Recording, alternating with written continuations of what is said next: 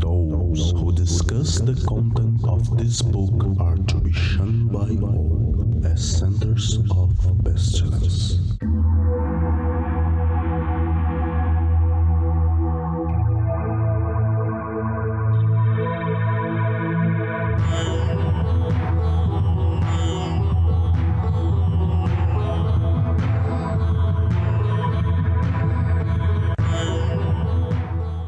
Olá, crianças do abismo! Estamos aqui com mais um Foco de Pestilência, um podcast sobre magia, iluminismo científico e outras esoterices. Eu sou o Flávio Watson, estou aqui acompanhados dos meus queridos companheiros de mesa, Peu Lamarão. Olá, pessoal.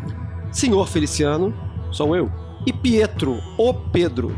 Opa!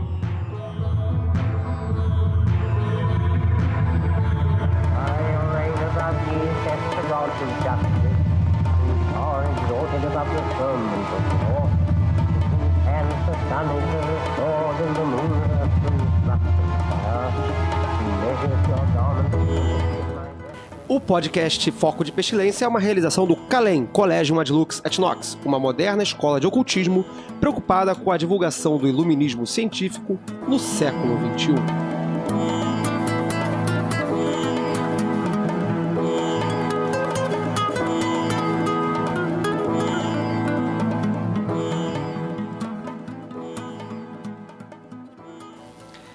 No nosso programa de hoje, nós vamos voltar lá quase que ao primeiro programa, quando discutimos os assuntos mais básicos da prática mágica, que era o treino mágico. Mas hoje vamos a um assunto mais material. Vamos discutir aqui quais são os elementos práticos, materiais ou não, que são essenciais para a prática mágica. A gente estava pensando, quando a gente estava discutindo esse programa, de como chamar esse conjunto de coisas.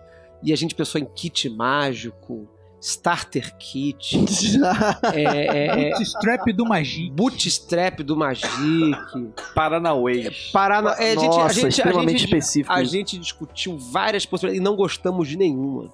Então temos a expectativa de que ao longo desse programa nós tenhamos uma boa ideia, que até agora não veio. Mas o fato é o seguinte, a gente vai discutir aqui sobre aquelas coisas que são essenciais, que todo mundo mais ou menos sabe o que é, não é nada desconhecido, acho que a gente não vai falar nada que ninguém nunca tenha ouvido falar. Mas são coisas que às vezes não são bem conversadas. Parte-se do princípio, às vezes, até em literatura comum, que são coisas que já estão bem conhecidas e que ninguém precisa explicar muito aquilo ali. Mas ainda assim é foco de muita dúvida. Então a gente vai falando ao longo do programa sobre várias coisas e esperamos aí explorar o máximo possível desses elementos. Se ao final do programa quem ouviu achou que faltou alguma coisa, manda um comentário, manda um e-mail, manda um post lá no Facebook, falando, faltou você falar disso aí, faltou falar daquilo, ou então não entendi.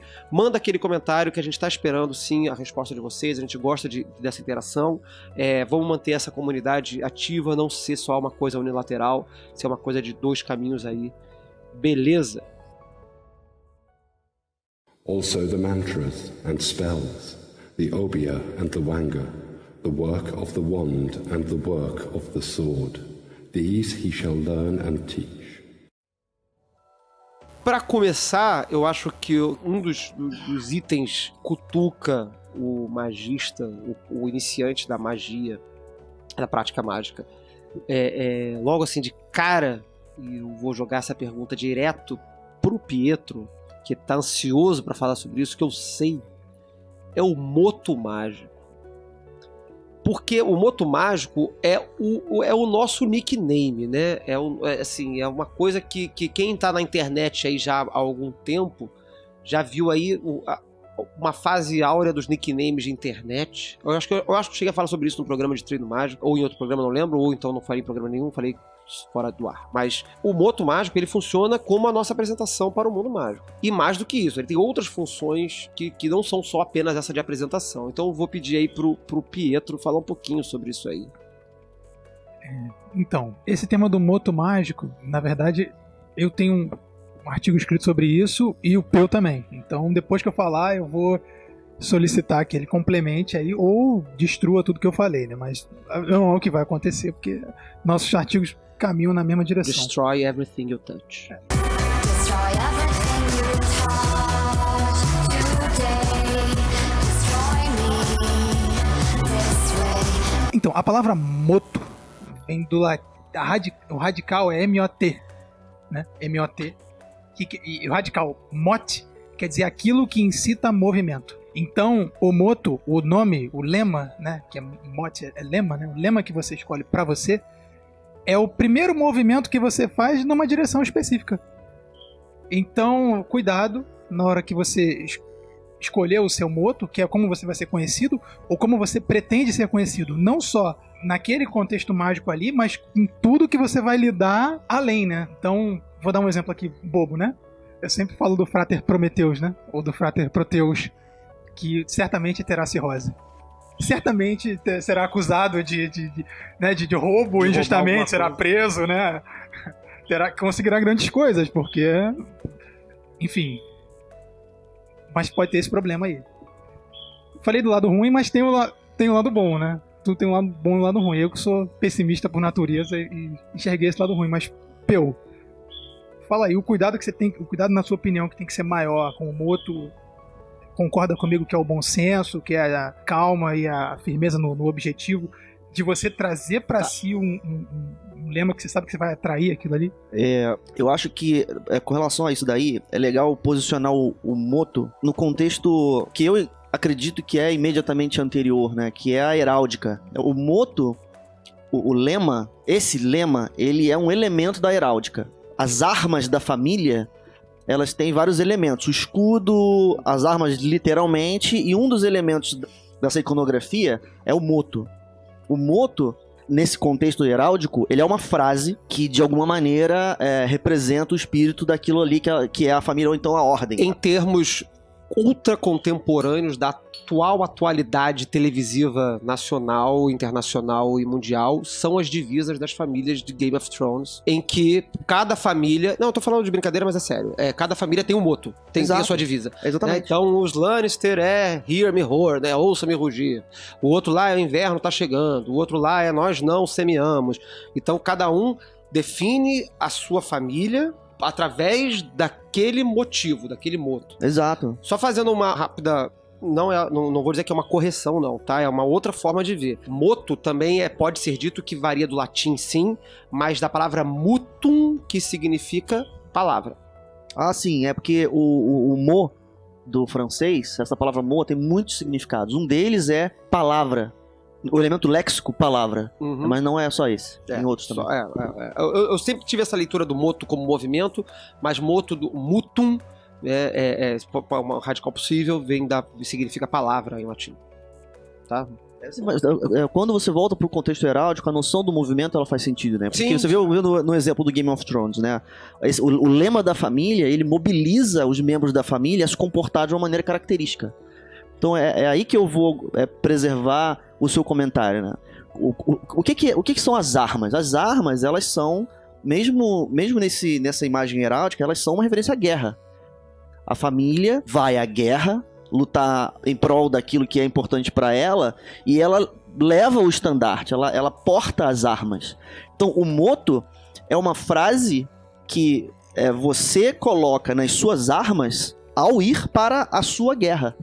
Então, é crucial que essa frase ela seja uma frase adequada para aquilo que você está fazendo, né? Você vai lutar uma guerra e você tem um lema. Qual que é o lema da sua guerra? Não pode ser qualquer lema, porque parte da função do lema é inspirar a moral, é manter em mente os princípios, os valores e assim por diante.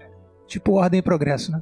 Ordem e progresso é sempre dolorido falar sobre ordem. Deveria ser progresso e ordem. Mas problema dos malditos positivistas.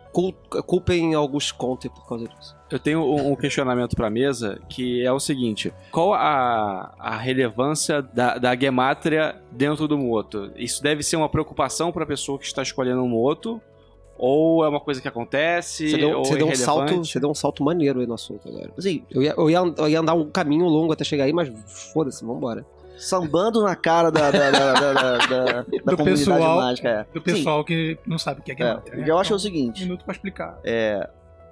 Fazendo uma pausa aí pra explicar. Gemátria. Eu vou deixar a explicação da gemátria pro Flávio, que curte aí, anda defendendo aí nas discussões. As nossas tretas cabalísticas. Mas o que eu digo é o seguinte: Se você voltar pra trás na história, você vai ver que o moto curtinho e cabalístico é novidade. Uhum. Tá? Os fundadores da Golden Dawn, os motos dessas pessoas eram frases com várias palavras. Né? Geralmente em latim. Sim.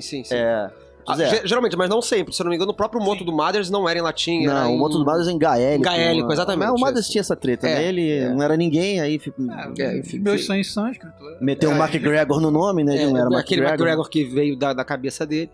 Mas sim, os motos eles eram de... É como você vê no exército ou em armas nacionais heraldicamente. Exato. Você tem divisas.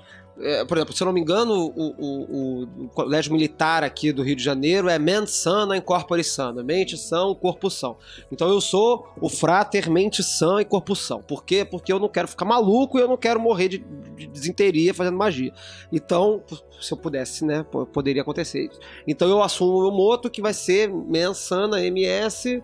CS, né? MSS. Se eu tivesse nos moldes da Golden Dawn, o meu moto seria as iniciais de Mensana Corporação, se eu tivesse assumido esse moto pra mim. Só a Anna Sprengel. Sim. A mítica Anna Sprengel. Sapiência dominabitur astris. Isso é uma frase, né? A sabedoria domina as estrelas. Mas e a gematria?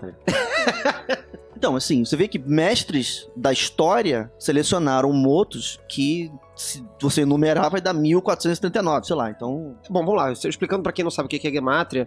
Gematria é a trisavô da numerologia, é uma técnica que vai atribuir valores numéricos a letras do alfabeto hebraico, pontualmente, gematria, a gente vai estar falando de hebraico, tá? Quando a gente falar de gematria grega, não se chama gematria, se chama, eu não lembro o nome, é ISO, não sei das quantas, não sei o nome em grego agora, mas é a mesma coisa, só muda o nome e a nacionalidade.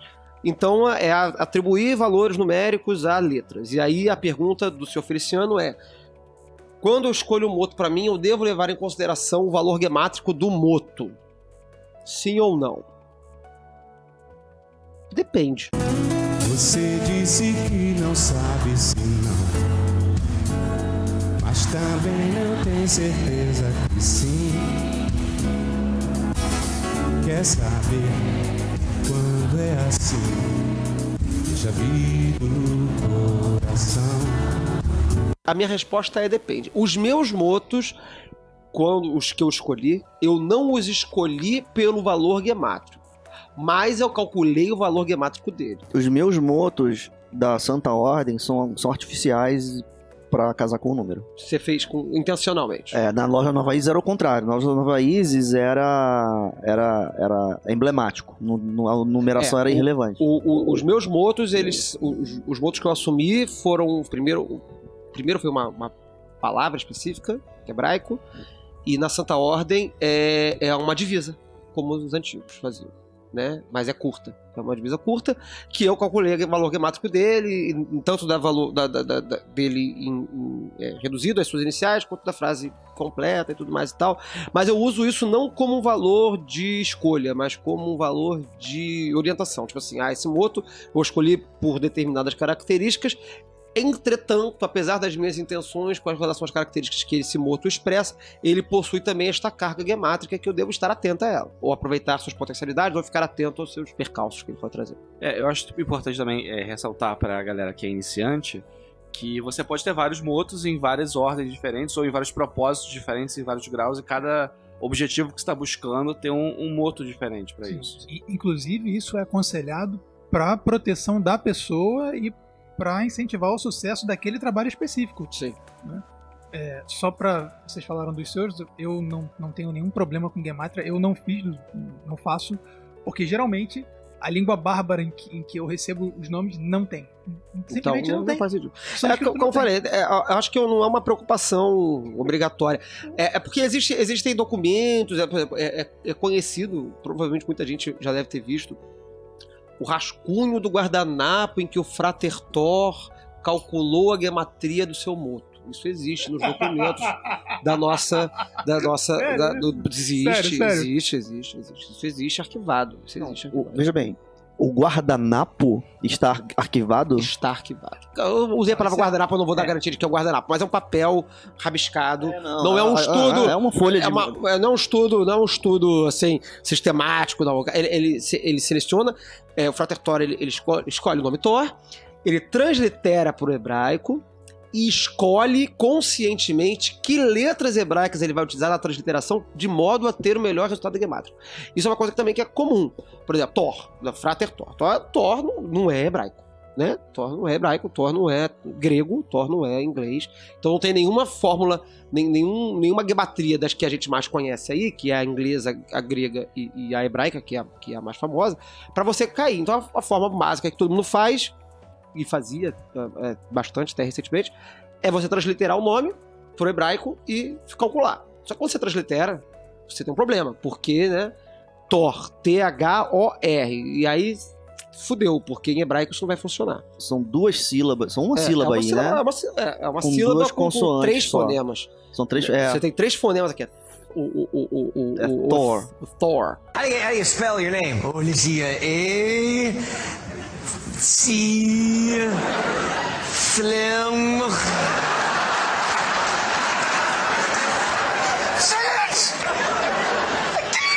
Né, o O e o R no final. E aí como é que você vai transliterar esse hebraico? No mínimo, o O do Thor, você vai ter 3 letras em hebraico que você vai poder botar ali aquele Thor. Você vai poder botar o Aleph, você vai botar o Ain, e você vai poder botar, provavelmente mais uma que tá me escapando agora. Mas o Aleph e o Ain... Yod ou Ré? O Ré é o Ré mais O Ré difícil. é mais difícil, mas o Yod, como Yod vogal, pode pseudo-vogal? porque assim, mas aí a gente vai entrar em altas fudeu. tretas. Não é assunto do Aí programa. a gente tem que chamar um camarada tipo Diego Ananias aí pra corrigir a gente, porque vai dar merda. O que eu tô querendo dizer é o seguinte, é que a transliteração, ela não vai ser precisa. Diego Danias, um abraço. A gente vai te chamar um dia aqui pra fazer um programa só com você falando sobre Cabala e corrigindo todas as merdas que a gente fala. Mas o caso é o seguinte, a transliteração, ela é um problema que vai ao gosto do freguês. Se eu vou transliterar Thor ou qualquer outra palavra pro hebraico, e transliterar não é traduzir, é trocar as letras pelas letras hebraicas. Eu vou escolher aquela que vai me soar melhor. E eu fiz isso no meu primeiro moto. Meu primeiro moto era em hebraico, ele não tinha uma grafia definida. Eu escolhi a grafia que me agradou melhor gematricamente. Entendeu? O meu atual moto é em latim, então eu fiz a transliteração da forma que eu achei mais interessante pra mim. E é isso aí. Agora, voltando à questão do assunto, da importância do moto, vou frisar o que já foi dito, tá? Não é nada que não foi dito ainda não. Mas vou frisar, o moto ele é muito importante porque apresenta a forma como você vai percorrer aquele caminho. Ele declara, né? Ele declara. Ele é a forma como você apresenta. A declaração é uma palavra muito melhor. Ele declara como você vai percorrer aquilo ali. Por isso que sim, é muito comum numa ordem X qualquer, ao longo dos graus, aquele iniciado, aquele membro daquela ordem, aquele adepto, mudar o moto. Porque a tarefa do novo grau será uma nova tarefa que será percorrida de acordo com uma nova persona. O moto ele também é uma personalidade. Isso também é interessante. Pelo menos pra mim, vou dizer, e por favor, me discordem de mim se vocês acharem. O moto ele tem uma personalidade própria. Quando eu sou o Frater fulano, no meu trabalho mágico, eu não sou o Flávio Watson. Eu sou o Frater fulano.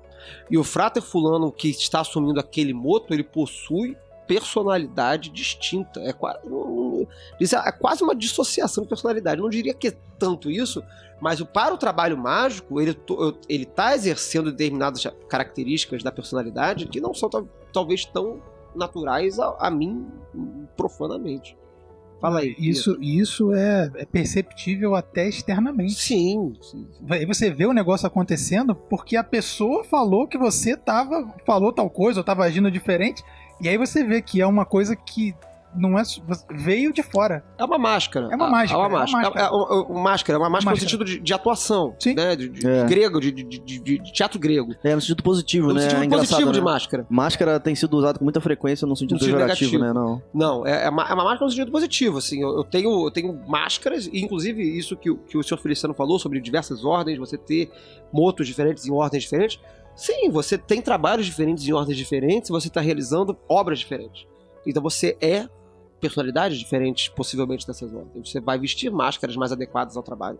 Se você está numa ordem super sei lá, grande fraternidade branca, de trabalhos de cura e tararã, você vai ter, de repente, um moto muito mais adequado a isso. Se você tá lá na Fraternita Saturni, lá, Trevão, e aí você vai botar, de repente, um moto mais adequado. Né? Seria estranho você chegar lá na grande fraternidade branca e se apresentar como um fraterfucker, né? Fraterfucker não vai funcionar, a galera não vai te receber de boas. Muito embora, né? Tem gente que faça coisas similares. Also the mantras and spells, the obeah and the wanga, the work of the wand and the work of the sword.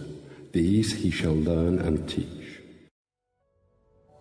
Eu acho que a gente pode expandir a partir daqui, já que a gente tocou no moto, que é um elemento das armas, e fala das armas, né? Sim, quer dizer, sim.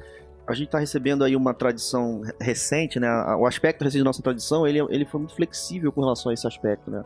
A gente hoje já não exige mais, nem de nós mesmos, nem de ninguém, aquele aparelho físico, né? Se você pegar o Goécia, por exemplo, o que o Goécia vai dizer pra você? Que pra você fazer magia você tem que ter tábuas de ouro, 200 anéis e penduricários, o cacete A4. E do ponto de vista daquilo ali, se você não tiver os aparelhos, você não vai conseguir funcionar, né? Vai funcionar e você vai se dar mal.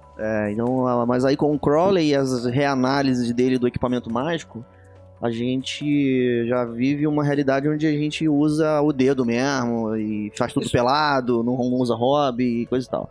Mas mesmo tendo essa liberdade, né, eu acho interessante a gente também propor como montar o seu arsenal vamos mágico. Vamos tentar falar rapidamente sobre cada arma das 4 tradicionais. Então cada um vai escolher uma ou vamos... Não, eu acho que não. Acho que podemos falar. Escolhe uma aí e fala o que você quer. Então como você falou, escolhe uma aí, eu vou escolher a que eu tenho mais aptidão, que é a espada, a lâmina, né? Uhum. A lâmina representa... E que isso tem um debate bacana que eu vou lançar daqui a pouco. Isso, então, são essas armas que o Peu falou, são tradicionalmente armas elementais, né? E os elementos clássicos mesmo, né? Terra, fogo, ar e água, e cada um está associado a uma parte do ser humano, do ser vivo, e aí você, ao lidar com aquela arma externamente, você lidar com aquela condição internamente.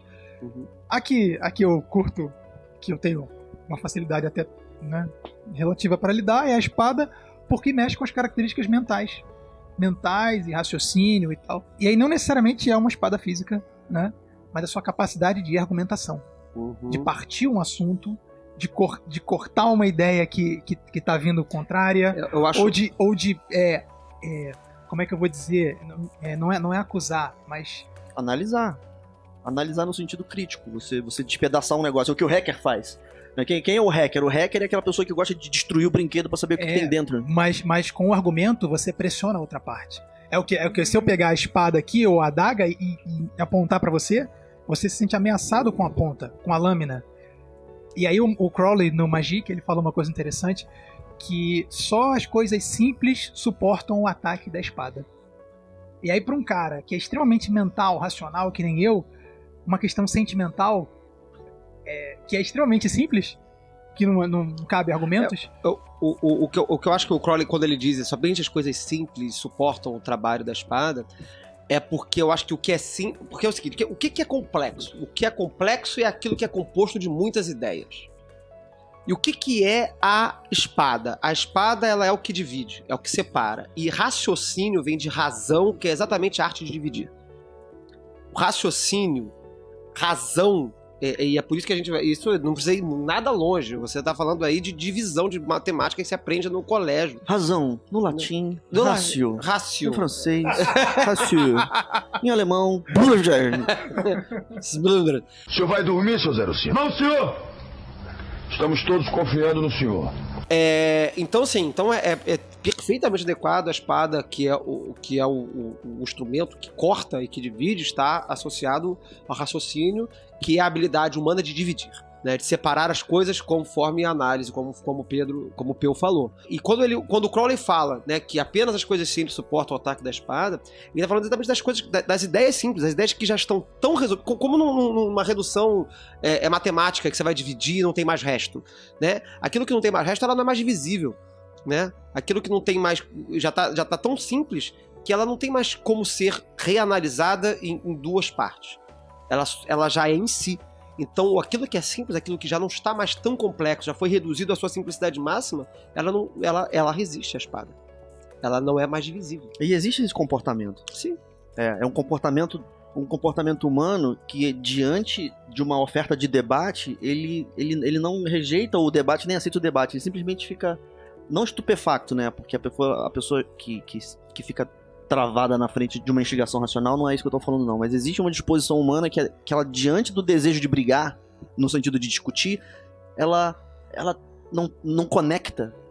Existe um comportamento humano que é simples nesse sentido. Você não consegue desmontar aquela pessoa, porque é como se ela, tipo, enfim, não sei como explicar o que eu quero dizer. Você tá querendo dizer de alguém que se isenta do debate? Não quero dizer isso, não. Eu quero dizer, por exemplo, quando a gente se excita, por exemplo, quando a gente se debate, como a gente faz no podcast mais civilizadamente, fora do podcast a gente é mais escroto um com o outro.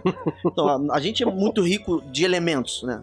Então, quando a gente se critica, os elementos sacodem muito, né?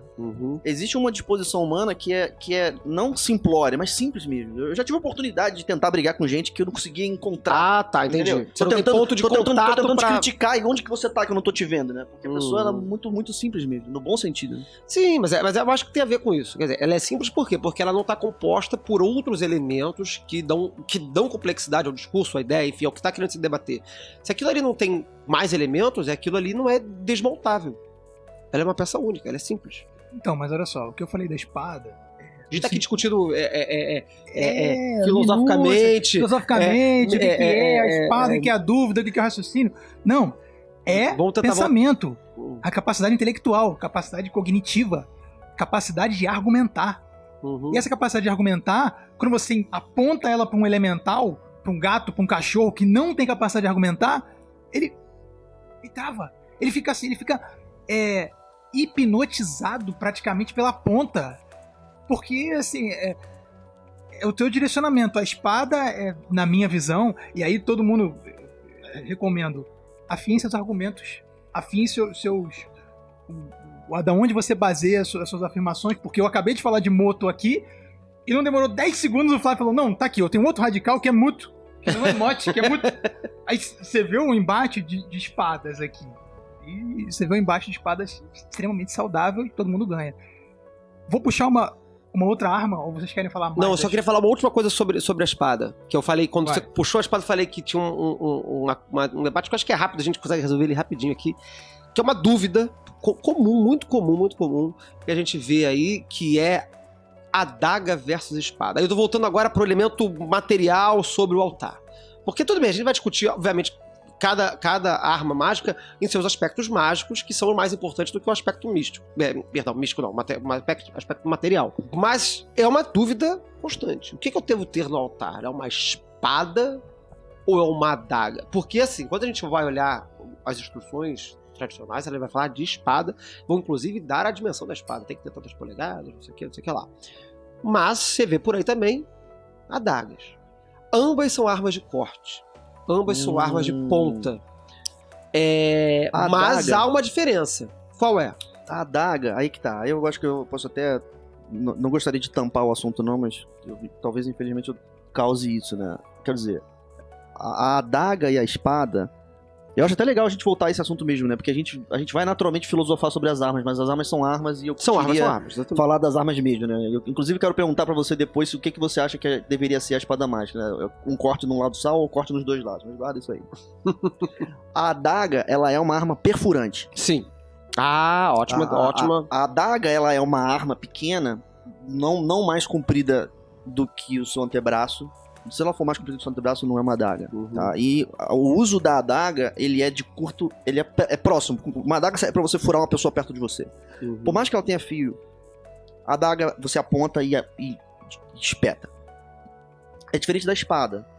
É lógico que uma espada como a espada da esgrima, a espada da esgrima também é uma arma perfurante. Mas aí ela é excepcional. Em geral, a espada, como ela é uma arma comprida, mesmo sem fio, você vai usar ela em movimentos laterais. Você vai pegar e bater com a lateral dela e correr pelo corpo do do oponente, né? Mesmo que ela não tenha fio, você vai fazer isso porque vai machucar muito, né? Uhum. Então, o que eu acho é o seguinte com relação a isso daí. Por que eu tô falando tudo isso? É interessante rematerializar as armas mágicas. A gente passou por um período histórico em que a gente filosofou as armas mágicas. Se a gente pegar o volume, o livro 2 do Book 4, aquilo ali praticamente que dissolve o equipamento mágico em conceitos místicos, e eu acho que isso é valiosíssimo, porque afinal de contas a gente não tá lutando numa guerra, a gente tá vivendo sociedade. Mas é interessante rematerializar as armas, porque qual é a diferença entre uma adaga e uma espada? A diferença entre uma adaga e uma espada é que uma espada você atinge longe e bate com a lateral. Uma adaga você atinge curto e perfura. São armas diferentes pra você lutar. Vamos a essa pergunta. Eu não sei responder a sua pergunta, mas eu acho que a resposta pra essa pergunta pode ser justamente essa. Que tipo de ataque que eu pretendo fazer com essa arma? É, porque a justificativa tradicional da espada, além da sua capacidade de dividir, etc e tal, é a ponta com a qual você ameaça os espíritos. Quer dizer, se você for olhar classicamente espadas na história, as espadas nem tinham ponta na Idade Média. Elas eram rombudas na ponta, tinham lâmina dos dois lados e você se vira com isso aí. Então, na verdade, tá falando de coisas com ponta com as quais você dissolve a larva astral, com a qual você ameaça o espírito no triângulo da manifestação, essas coisas e tal. Ambas as coisas têm ponta, mas a espada ela seria mais bélica? Seria um símbolo mais de guerra? Então, se você vai pra guerra, vamos supor que você tá na guerra. Tá? Você ou no meio da rua e você tá querendo se defender. A adaga é curta. Ela é muito curta. Ela toca próximo. Uma arma comprida, ela permite você atuar mais longe. Certo. Né? Quer dizer, especialmente contra uma pessoa desarmada, uma arma é uma coisa muito valiosa, né? Porque mesmo que ela não corte, você atinge ela longe. A pessoa tá lá longe, você tá batendo nela, ela não tá batendo em você. Mas se a gente vai falar, né? Se a gente vai aqui acompanhar o Pietro e falar, olha, a arma chamada espada, ou faca, ou adaga mágica, a missão dessa arma é ser apontada e ameaçar de perfuração, então tanto faz. Exatamente. Então não faz diferença. Essa é tanto faz. Mas a gente discutiu agora longamente que a arma mágica, espada, associada à razão, ela tem por principal característica a divisão e não apontar. Então mas aí você pode mudar de perspectiva, porque aí você tem que ter fio. Né? Porque pra cortar... cortar e perfurar não são a mesma coisa, não são a mesma agressão. Uma adaga com ponta e fio serve numa mesa de altar como uma espada? A adaga, ela com ponta e fio, ela também pode servir pra partir de forma cirúrgica. Aí eu chamaria isso de faca, eu não chamaria isso de adaga. É como artista marcial, isso pra mim é uma faca. Como essa de madeira que vocês estão vendo aqui. Faca, espada ou adaga, pra mim não teve diferença quando eu usei uma por outra. Até porque a gente que é maçom aqui tem uma simbologia com a espada, que a espada na maçonaria e tal, tem uma visão é usada para um maçonaria. contexto. Não, tem um contexto. Eu não sei o que é, poxa. Bobão. Tem livros escritos sobre isso, vai na Saraiva, pega aí. Mas então, me diz, a espada mágica ideal, ela tem fio dos dois lados ou de um só? Tempo! Tem dos dois lados. A cara de dúvida. Tem dos dois lados. Eu sou uma bactéria. Eu sou uma bactéria. Tem dos dois lados. A resposta foi ter dos dois lados. Eu sou uma bactéria. Não, nas 4 armas clássicas da arte marcial chinesa, tem 2 espadas. E a diferença entre as 2 espadas é uma tem fio dos dois lados e a outra tem fio de um lado só. Sim. Você usa diferente, né? Então... Sim. Uma cimitarra é uma espada e ela tem fio de um lado só. Mas eu já ouvi uma história em Mas especial sobre a evocação da Goécia, que as pessoas utilizam a espada porque elas têm cagaço de ficar perto demais. E tá vendo? Uma adaga serviria da mesma forma, só que o medo do evocador que faz com que ele utilize a espada por ter distância. Então, você vê que é uma coisa útil isso daí. Eu quero coagir o adversário em segurança. Recomendamos então aos estudantes que façam suas operações goéticas com espadas e adagas, e a que você for menos devorado é a arma correta. Caso você não seja devorado, avisa pra nós. Avisa, liga, manda mensagem, manda uma DM. Also the mantras and spells, the obeah and the wanga, the work of the wand and the work of the sword. These he shall learn and teach. Porque a gente falou aí de coação e cacete e tal, Paraná. Cacete, inclusive, tem tudo a ver com bastão. A baqueta, e aí a gente pode passar a falar do bastão. A vulgo varinha mágica. A varinha mágica, baqueta do maestro. Gosto muito da analogia da baqueta do maestro. Que com a baqueta o maestro rege a orquestra. Porra, brother, nunca tinha pensado nisso. Eu Uma coisa nunca... difícil de acontecer, né? Caralho, falou arrogante. Eu gosto da humildade. Não, eu gosto. A baqueta, ela é um elemento que é pra mim, das quatro armas mágicas, ela é a mais óbvia. Justamente porque a cultura ocidental, não só ocidental, acho que talvez aí o Peu possa trazer alguma coisa chinesa aí, se ele achar, mas na cultura ocidental ela é extremamente presente. A baqueta, ela rege a orquestra, a baqueta, ela é o cetro na mão do rei que dá a ele o poder de reinar. É o objeto fálico por excelência. E símbolo de autoridade, né? É o símbolo de autoridade. É o cetro, né? É o cetro. Eu sempre tive muita dificuldade de visualizar baquetas e varinhas. E eu só consegui me ficar de uma forma confortável com isso quando eu imaginei o cetro. Sim. Porque, pra mim, com essa imagem do maestro, sempre me veio assim, pegando delicadamente, e não era uma coisa de comando. Que você nunca viu o Zach Zakarabchevsky regendo uma orquestra. Fica maluco, cara. Você já viu Vila Lobos? Vai agredir os palas, mano. É. Mas assim, é engraçado isso, né? Porque essa varinha tem a forma realmente muito diferente da varinha do mago, do Barrett, por exemplo, no... Como é o nome daquele livro, meu Deus? É Mago? Magos. O Magos, né? Porque nessa tradição, a varinha é um galho de árvore. Que deve ser cortado à meia-noite com um golpe só. E tal, e não sei o que lá. O Levi fala disso também, tem que cortar no golpe só. Fala, Quem fala isso é o Levi. E aí o Crowley vai lá e fala assim, não, cortar com um golpe só quer dizer que você não pode pechinchar.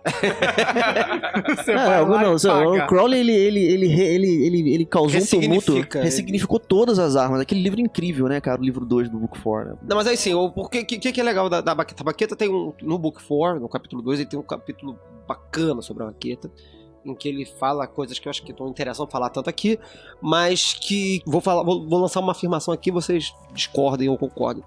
Enquanto a espada ela é uma arma de análise, e por isso ela está associada ao raciocínio e à divisão, e também, mesmo quando ela está sendo utilizada para combater, a espada, quando ela está sendo utilizada para combater o espírito, em última análise, esse combate que existe com o espírito é um combate verbal, é um combate de ideias que está acontecendo ali.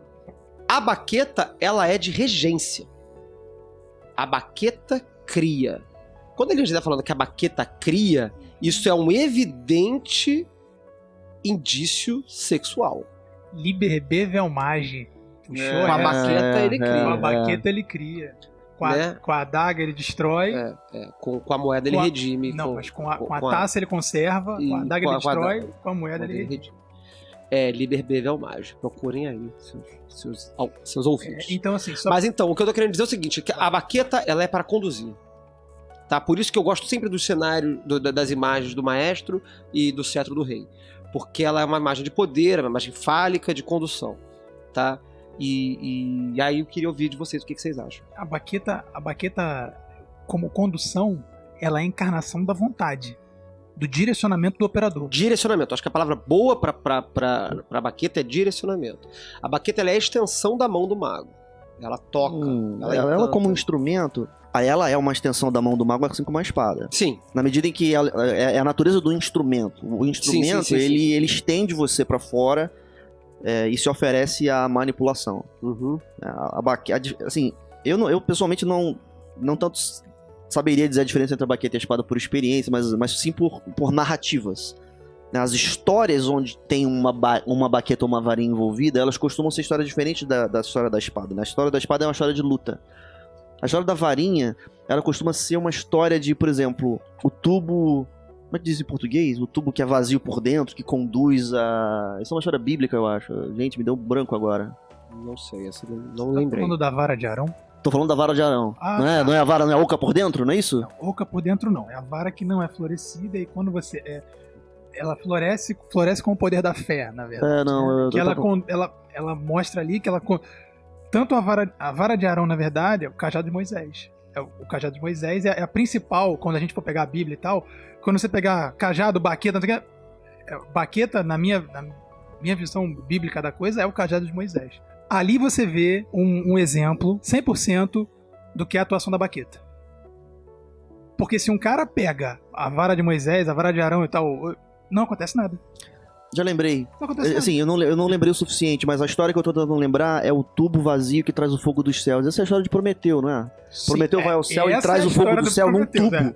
num tubo vazio por dentro, né? Porra, isso é altamente fálico isso daí, né? Que tubo vazio por dentro que solta o fogo de... É pra passar na alfândega. Que ele esconde dentro dele, entre aspas. Ele esconde em si. Em si. Aí você não sabe na narrativa se ele esconde o fogo dentro da baqueta ou a baqueta... Não, ou a baqueta ele enfia em si. Não vamos entrar nesse mérito a baqueta aqui. Mas...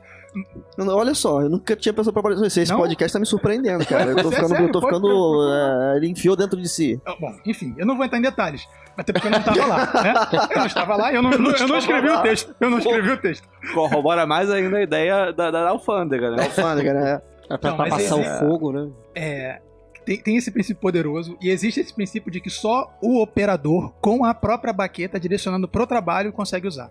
E aí, volto só um instantinho pra dar um outro exemplo de baqueta aqui, o caduceu.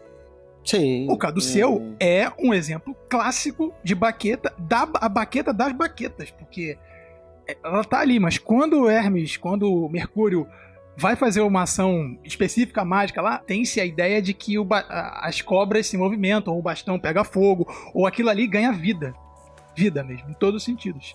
Aí a vida é tanto a vara de Arão florescendo, quanto o cajado de Moisés virando uma cobra, quanto as cobras do caduceu do Prometeu lá, né? Ou o fogo saindo do tubo lá do Prometeu lá. Então a ideia da baqueta... Mas isso não é uma parada meio Harry Potter? Porque a magia tá no objeto, e na verdade a magia tá no operador que sabe usar aquele objeto, não, então... Essa é a reflexão, essa é a reflexão moderna, que eu pedi pra gente inverter de novo pra trás. A reflexão moderna, ela é de uma natureza tal... Assim, a pergunta é simples. Quantos magistas você conhece que tem uma varinha mágica física? Tô perguntando mesmo, quantos? Nenhum. Você já viu alguma... Não, eu nunca vi, não sei se eles têm escondido em algum orifício, mas eu nunca vi. Seguindo a tradição grega, né? Aí não pode. Não, mas você vê, por quê? Porque a ressignificação das armas mágicas, que é do início do século XX, final do século XIX, levou a gente na verdade, já o status quo foi o que você falou. Fora, sei lá, um novato que tá trabalhando sozinho, e o primeiro livro que pegou foi o São Cipriano, e aí se fudeu. Mas aonde os magos se reúnem, hoje a opinião comum não precisamos mais de implementos físicos, porque tudo isso daí é simbólico. Tá bom, beleza, mas eu não sou um magus da terceira ordem maravilhosa, eu preciso de ajuda. Então sim, por isso que eu chamei a questão material, né? Vamos fazer as armas, né? Por isso o assunto é legal no kit mágico, né? Vamos fazer as armas. Aí sobre fazer as armas, eu vou, pra fechar a baqueta, porque a gente já tá falando muito sobre cada arma, já estamos com 44 minutos de podcast. Sério? A gente só falou de 3 itens até agora. Existe aquela receita básica da baqueta que você tem que ser oca e passa um fio de cobre por dentro e amarra não sei pra onde, e prende uma pedrinha na ponta e tem que ser... E essa é uma expressão clássica que está nas nossas linhagens e nos nossos livros e etc. Alguém já fez essa porra? Eu nunca fiz. Não, pois é, né? Eu conheci um cara que fez. Eu tentei fazer, mas materialmente é horroroso de conseguir. Não é difícil mesmo. Mas se é difícil, é bom. Não. É igual né, como a gente discutiu no lance da magia negra, né? Você faz um negócio altamente difícil pra caralho, porque, meu irmão, se você fizer isso, cara, vai funcionar, né? Vai funcionar. Então, mas aí eu preferi, como todo mundo, tentar trabalhar a minha autoridade e não ser autoritário, né?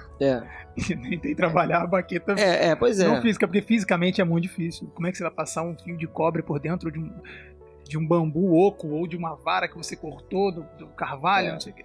Essa parada do fio de cobre também, isso daí você vê que é a influência do período magnético do esoterismo, né? Todo mundo fixado em produzir correntes magnéticas e uns cacete a quatro. Exatamente. Mas eu acho importante ressaltar, não sei se ficou claro de repente pro ouvinte, que as armas, elas são pro mago, não pra magia. Sim. Se o mago não... Você acha que ele não precisa, ele não precisa. Exato. Além das armas clássicas da nossa tradição... Qualquer outro objeto que você use de forma de fetiche pra ter um propósito mágico, ele serve porque você precisa daquilo para se conectar. Não é o objeto que tem a magia, nem a magia que precisa do objeto. É você como pessoa que precisa. É um fetiche. Gente, como é o nome desse filme? Onde tem o anão, a magia está no seu dedo. Hein? Como é o nome desse filme? Willow na Terra da Magia. Willow na Terra da Magia, cara. O teste do mago. Isso o mago ia escolher o mago ia escolher o aprendiz. Qual é seu problema, filho? O que quer dizer? Quando eu levantei meus dedos, qual foi seu primeiro impulso? Ora, deixe isso pra lá. Pode me contar. Escolher meu próprio dedo.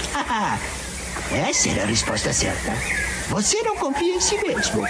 Onde que tá o dedo da magia? Todo mundo apontava pro dedo da mão do mago. Entendeu? A resposta certa é, tá no meu dedo, né? Cara. É o que eu falo sobre aquele podcast que a gente vai gravar. Isso aí é outro episódio do podcast. Cara, caralho, cara. Quanto tempo faz que eu não penso no Willow na... Meu Deus do céu. Porra, eu vou falar que a gente vai ter que... Não, mas olha só. Anuncio aqui gravado que nós teremos um podcast sobre magia e imagem do mago na cultura pop. Vou chamar um problema pra mesa aqui agora, antes que a gente entre no melindre da hora e saia fora. Eu quero botar a taça na mesa aí. Isso, pois é, vamos pra taça.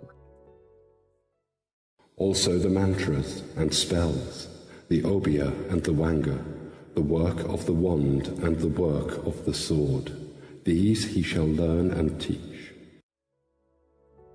Como é que vai ser? 4 magos machos falando da taça. Aí realmente fudeu. A gente tem que abstrair, porque você imagina... Porra, peidou assim rápido.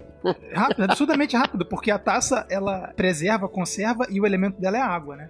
A água rege sentimento e não é bem o melhor dos assuntos que eu posso dizer. Ser um homem feminino. Não fere o meu lado masculino. Pra mim, sobre sentimentos, eu não sou muito bom. Uma dificuldade que eu tive visualizando objetos mágicos da taça é visualizar alguém com uma taça sem estar bebendo a taça. E sempre que eu visualizava a pessoa bebendo a taça, dava alguma merda. Ué?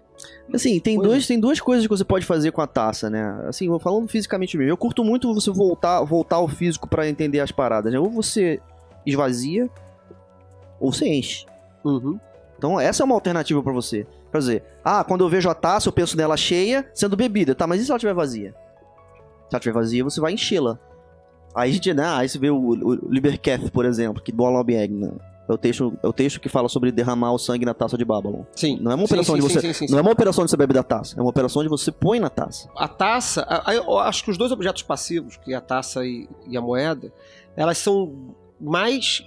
Eu acho que, inclusive, a gente conseguiu progredir, sem querer, do mais evidente ao mais sutil. Eu acho que o mais sutil dos elementos é a moeda. Engraçado que é o da terra. É o mais que sólido, é o mais sólido deles. Né? Não, mas eu concordo com você. E a taça, ela tá nesse caminho pro mais sutil, né? Porque a taça, ela vai ser... Enquanto a baqueta, ela é um símbolo fálico, por excelência, a taça, ela é um símbolo uterino.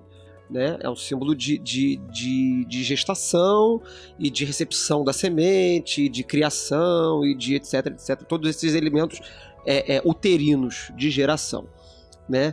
Por isso que é a água e tal e tal. Todo mundo que já viu aí Código da Vinci já refletiu razoavelmente junto com o personagem lá, o Langdon, sobre a taça ser o útero da Maria, né? de Maria e etc. Inclusive é interessante, né? Porque as mulheres que fazem cesariana, quando vira a lua, elas sentem, a maioria isso sente eu já não faço dor na ideia. cicatriz. Não, dor na cicatriz. Vou ter que perguntar isso pra uma mulher. Queridas ouvintes, por favor, compartilhem dizem se isso é suas real, sensações das cicatrizes das cesarianas. Porque a maioria que eu perguntei, quando vira a lua, principalmente nos primeiros meses de cicatrização, sentem dor na cicatriz. A gente tem realmente uma ligação entre os ciclos lunares, a lua, o útero... Tem mil sugestões científicas e pseudocientíficas pra isso aí. Eu tenho estudado muito sobre a magia da mulher, né? Obviamente que com a máxima limitação possível do fato de que eu sou homem, né? Mas agora mesmo a gente recebeu o livro do Essays 2 do Ashram, do Jerry Cornelius, com muitos artigos da Erika Cornelius sobre esse assunto, né? E ela fala muito eloquentemente. E assim, eu tenho uma parada no Magic do Crowley, né? Que é um texto maravilhoso, mas que é a ênfase que ele dá na baqueta. Sim. Primeiro que eu acho o seguinte, ele deu uma leve sacudida na tradição, porque se você pegar o Goécia, por exemplo, o Goécia não pede pra você usar uma baqueta, o Goécia pede pra você usar uma espada. Uhum. Então ele que era um praticante de Goécia, ele revolucionou a própria teoria ao jogar a baqueta pra cima. Sim. Mas se você cair na cilada do Crowley, especialmente nos textos quando ele escreveu mais novo, né? Você vai fixar na baqueta, né? Mas assim, se a gente, mesmo voltando pra analogia fundamental da criação e do esperma, a baqueta é muito fugaz. a participação dela dura pouco. Uma baqueta sem taça não cria. Não. A taça, ela assim... A gente só dá ênfase na baqueta se a gente olhar para o processo criativo na linha do tempo. Porque a fagulha inicial, o elemento ativo do processo de criação é a baqueta. É a baqueta, é mas... o elemento seminal, literalmente, de sêmen, né? De indução da semente da criação. Pois é. Mas o elemento que preserva, nutre e cria... Pois é, se você olhar a diferentemente, a taça ela é predominante e a baqueta só se posiciona no início por um acaso biológico, sei lá. Como na vida real. Vou reafirmar então o nome do podcast e dizer que a Mulher Escarlate, todo o poder é dado. Exatamente.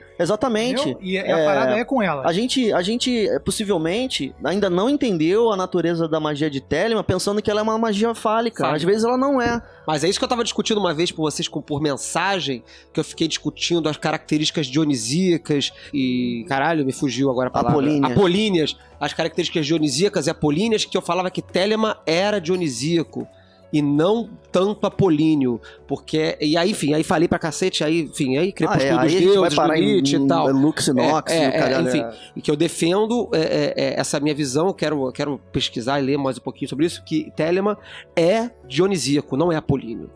Talvez ele tenha sido tratado de modo apolíneo até então, por uma questão falocêntrica de homens que estão escrevendo sobre isso e produzindo sobre isso, mas na essência, até pela citação que o próprio Pietro acabou de nos trazer da Mulher Escarlate, todo o poder dado, Telemann, tudo bem que o nosso podcast não é sobre Telemann, mas enfim, falando contemporaneamente, Telemann é dionisíaco, é sobre dissolução. E o casal Cornelius, ele avança uma teoria muito interessante de que esse não é o Eon do filho, é o Eon da filha. Peculiar, né? Porque a ideia de que esse é o Eon do filho é natural quando você olha para uma triplicidade. O Eon da mãe, né? É Isis, Osíris e Horus. Aí, beleza, então, mãe, pai e filho, tá bom. Mas quando eles olham para o... Quando eles olham diferente, eles olham o Eon passado, é o Eon de Jesus. É o Eon do Filho de Deus. É o Eon do Filho de Deus. O Eon passado é o Eon do Filho de Deus. Então, de quem que é esse Eon? Da Filha de Deus. Então mas aí eles estão fazendo uma comparação também com o Yod Revoré Sim, aí essa filha é justamente a filha que junta com o filho pra voltar pra fazer o processo inverso, mas com ênfase na filha. Certamente o filho é importante, porque ambos têm que se casar no casamento mágico, óbvio. Alquímico. Mas na virada do jogo, temporalmente, possivelmente, né, eles avançam isso no livro, né, espero que por um segundo eu pensei que fosse o gêmeo, né, do terceiro capítulo do livro da lei fosse feminino, né? Não é sobre o terceiro capítulo. Não, essa proposição deles não é sobre o terceiro capítulo do livro da lei. É sobre a natureza do Eon. Que ela, possivelmente, a gente ainda não entendeu que ela é feminina e não masculina. É a proposição deles. Eu tô curtindo o livro deles lá e tal. Então, eu tô mergulhado nisso, então... Então, beleza. Vamos pro próximo... falamos aí sobre a taça, aspectos materiais... Aliás, legal, assim, nos 2 itens anteriores a gente falou sobre os aspectos metafóricos, místicos, mágicos, etc. Dos elementos, e depois a gente falou do elemento em si, né? Da arma em si. Materialmente, a taça, alguma relevância? Não existe nenhuma instrução sobre a taça, né? Engraçado. Existe o Liber Armorum. No Liber Armorum. Sim, mas ela não é tão específica quanto dos outros. Mas aí te volta ao problema, né? O nosso pequeno tempo de 100 anos é dominado pela teoria mágica de um macho sinistro, que era o Crowley. Então ele desenfatizou as coisas. Sim, é a minha reflexão também. Ele demorou muito tempo pra ele pessoalmente entender isso daí, né? No final da... Não, mas assim, másculo. Não hétero, másculo, né? Eu quero dizer. Mas ele, no final da vida, ele aprendeu a magia da mulher, né? Nos últimos textos que ele escreveu, ele fala positivamente sobre a magia da mulher. Quando ele tava com Maria de Miramar, né? Quando ele toma o último juramento dele, em que ele entrega a vontade dele a Lia Hazard.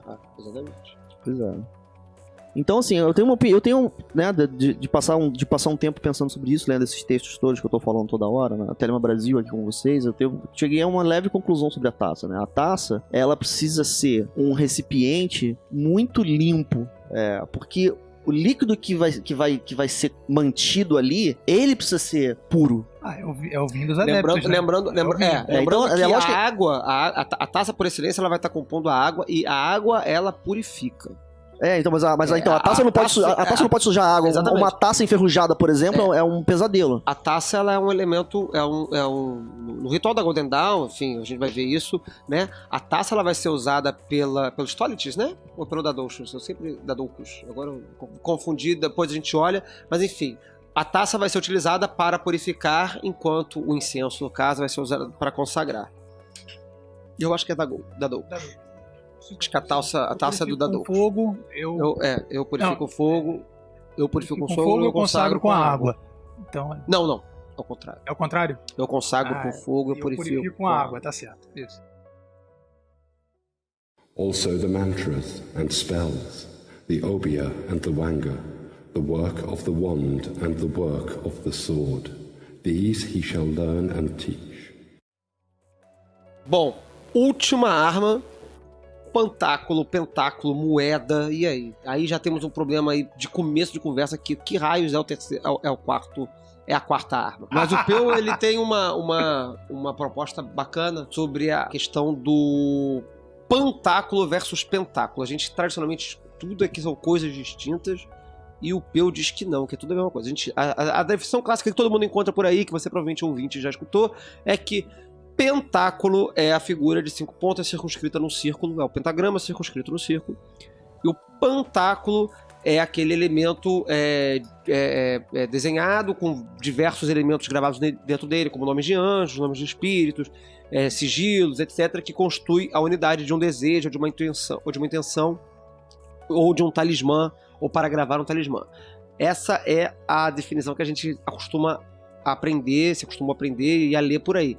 Mas o Peu diz que não. E aí, Peu diz aí. Eu acho. Não, peraí. Antes do Peu falar, eu acho legal a gente dar a visão moderna do Liberaba, que depois ele desconstrói e vai voltar como ele estava fazendo. Tá, então vamos lá. Pra arma física. Então, a arma, o pentáculo, ou a moeda, né? Uhum. É o corpo material daquilo ali, porque representa a Terra. A Terra é o mundo físico mesmo. O elemento físico Terra é o da manifestação. Então o pantáculo moeda é um corpo de uma intenção, de uma vontade. Da mesma forma como se você olhar a baqueta como intenção e direção, pantáculo é aquilo que conduz isso. Uhum. É o corpo físico estabelecido. Tem definições e ideias que vêm pra gente, dos instrutores e tal, dos textos, que o pantáculo, na verdade, é a comida do mago. Uhum. É a hóstia. A hóstia, literalmente. Então, imagina que a gente come uma pizza com tudo que a gente quer ser. Ou com tudo que a gente quer atrair, quer trabalhar. Chegou aqui uma pergunta do Astral. Questionando se a utilização do pantáculo é semelhante à do lamen. São coisas distintas. Não, são coisas distintas. Na teoria do Crowley, são claramente distintos. Essa é a opinião dele no livro. Elabore. Não vou ser capaz. Eu não vou ser capaz, mas o que eu consigo lembrar pra você, que me marcou, novamente, é o retorno ao material. Né? O lamen, ele é usado pendurado no seu pescoço. O lamen, ele é mais próximo, voltando ainda mais à questão do brasão de armas, do que o pantáculo ou a moeda. Então, assim, por exemplo, no Goécia existe um lamen que o mago tem que vestir. Uhum. Aquele lamen, ele é uma marca do seu ofício, do seu posto. Assim, é o máximo que eu me lembro. E eu chamei aqui a questão da divergência ou não entre as palavras pantáculo e pentáculo. Eu já dei uma procurada sobre isso e eu percebi o seguinte. No francês do Lévi, por exemplo, é a mesma coisa. Não tem diferença. Ele é usado de maneira intercambiável, como se fosse a mesma coisa. No texto original em francês. Se eu bem me lembro.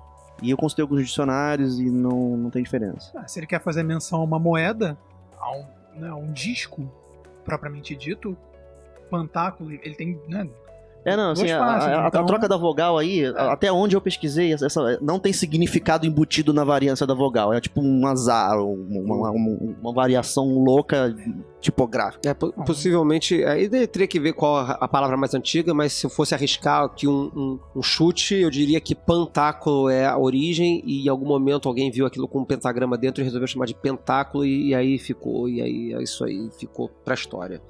Mas provavelmente é pantáculo a raiz. Porque vem de panta todo, que é também assim, a herança que a gente recebe de instrução, né? Se realmente a origem é essa, a gente não sabe, né? Que vem de pantáculo todo, né? O todo reunido numa obra. Uma coisa interessante da gente perceber também é que esse pantáculo, na verdade, é o todo, mas é o todo seu. O todo do seu corpo. Ou do que você está esperando ali para conseguir para o seu corpo. Então, trabalhar o pantáculo, fazer o pantáculo, na verdade, pode ser você entrar numa academia. Né? Eu gostei muito do seu comentário. Isso me lembra pensamentos mais antigos que eu tinha sobre a arma mágica, essa arma mágica, né? Porque a gente, eu digo a gente, de um tempo atrás, porque eu penso muito nas coisas na história, eu fico lendo a história dessas paradas. De uma hora pra... Assim, a moeda vira pantáculo. É isso que eu quero dizer. Chega uma hora que a moeda vira pantáculo. Tá, eu andei traçando o inverso disso daí porque eu tive uma intuição, eu não consegui verificar essa intuição, eu acho que a história não combina com a minha intuição. Mas eu andei pra trás procurando a palavra moeda. Né? A moeda, eu não sei de onde que vem a moeda do português, tá? Porque em francês não é moeda, é coin. Como no inglês é coin. Coin faz referência à cunha. Quer dizer, the coin é o objeto do ato de to coin. Cunhar. Uhum. E o cunhar é um ato de dar forma à matéria. Por isso que eu curti o seu comentário. Porque você tem um corpo, você nasceu com um corpo, certo? Tudo bem, isso é dado. Mas se você não der forma ao seu corpo, ele vai se desenvolver de maneira natural, no mau sentido, né? Quer dizer, você, sei lá, a gente que é homem, se a gente não cuidar, a barba fica uma merda. Então você tem que cuidar, você tem que dar forma, impor a forma. Então, eu tenho uma perspectiva sobre a moeda que não é tanto divergente, mas que é meio transversal a essa história do todo, né? Porque o todo, visto estático, é tipo assim, eu estou olhando o mundo e lá está o mundo, beleza, mas se eu pensar sobre um bloco de cobre e olho pra ele e falo assim, isso é só cobre, pra ficar útil, eu tenho que impor forma ao cobre. E aí eu conectei essa ideia nessa pesquisa, eu não acho que a arma mágica moeda faz referência a essas ideias. Eu procurei pra ver se balizava a minha intuição, mas eu acho que não. Mas eu ainda assim, eu conectei essa ideia à ideia do arado. O arado é uma arma mágica de terra interessante, porque a terra, literalmente, tá lá, largada lá. Enquanto ela tá largada lá, ela não serve ao homem, mas a arma arado, assim como a cunha, ela impõe forma à terra, e aí a terra, ela fica muito útil. Qual é a letra do arado? Arado Não é o Aleph, não. Não, o Aleph é boi. Guimel. Não, Guimel é camelo. Dalé é casa. Não sei, vou ter que procurar. Não, mas não é o arado que você tá pensando, isso é o aguilhão. Aguilhão sim, é tocador de... tocar. Porque o aguilhão é o troço que tu toca põe no... o boi. Que é a mesma ideia, né? O boi tá lá, ele coitado do boi, né? Mas nos perdoem, mas o boi tá lá, largado lá. Aí você põe um troço nele e o boi fica útil. Então, assim, eu curto essa ideia. O aguilhão é o iode, né? Eu curto essa ideia porque fazer o pantáculo me mostra uma pessoa procurando representar o mundo como ele é. Mas tem um aspecto do elemento terra que é o trabalhar. Sim. Por exemplo, a gente tá falando do kit mágico. Existe um problema, eu queria muito falar sobre isso hoje, né? Existe um problema pra nós, porque nós não somos da classe... Se você é da classe, eu fico feliz por você, mas nós, em geral, viu, Anderson? Somos proletários. Nós precisamos trabalhar. Nós trabalhamos muito. Tu lembra do Anderson Meirelli com a treta do proletariado? Nossa pois senhora. vocês são magos, mas são proletários? Somos magos e somos proletários. Então como é que você vai fazer? Porque você precisa de tempo. Então é preciso... Aí eu acho legal então a dissolução da arma de terra no assunto. É preciso impor forma ao seu tempo, porque senão você não vai conseguir praticar magia. Você vai passar, por exemplo, você vai praticar magia que horas? Tá bom, à noite. Beleza, mas toda vez que eu chego em casa à noite, eu tenho 50 coisas pra fazer. Então não vai dar pra fazer. Porque você precisa sustentar a sua vida. Você não pode parar de lavar sua roupa pra fazer magia. A roupa vai ficar imunda. Tem que lavar a roupa. Mas é interessante que o próprio Crowley, ele por mais que ele nunca tenha trabalhado, ele coloca, no sentido formal, ele coloca nas instruções dele que você tem que dedicar o máximo de tempo que você tem pra magia, exceto o tempo que você precisa pra subsistir e trabalhar. Então, tipo, ele não negligencia que você tem um trabalho ali envolvido para além da magia. Pô, é imperativo. Quem tá com fome não faz filosofia. Você não... Sim. Sabe? É preciso balizar a vida, é preciso construir a vida. Então eu curto essa percepção da arma da terra, da moeda. Não como objeto moeda, mas como o ato de cunhar. Dar forma. Falamos das armas. E só pra fechar a moeda, como todos os outros, a gente falou do aspecto filosófico, místico, mágico, mas também do aspecto material. No altar, a moeda. E tem lugar para a moeda no altar? Porque a gente classicamente coloca as 4 armas mágicas no altar. A moeda, ela fica lá, o pentáculo, tem seu lugar no altar. Alguma orientação prática à presença da moeda no altar? Eu vou falar que eu tenho um pentáculo, sei lá, um pentagrama circunscrito, que eu deixo no meu altar. Tá? E eu uso ele no meu altar, junto a uma patena com sal e pão, que às vezes eu comungo. Então, dependendo do que eu estou realizando. Fazer uma eucaristia. Faço a eucaristia. Então eu deixo o objeto eucarístico, que é o pão e o sal, junto da moeda, justamente porque eu tenho essa compreensão de que é o alimento. Né? E é a terra que nos dá o alimento, enfim, todas as metáforas que são possíveis de nascer daí. É a matéria que tem forma e o ato de dar forma à matéria. Uhum. O que mais tem na sacola do Mago? Não percam a próxima edição do Foco de Pestilência.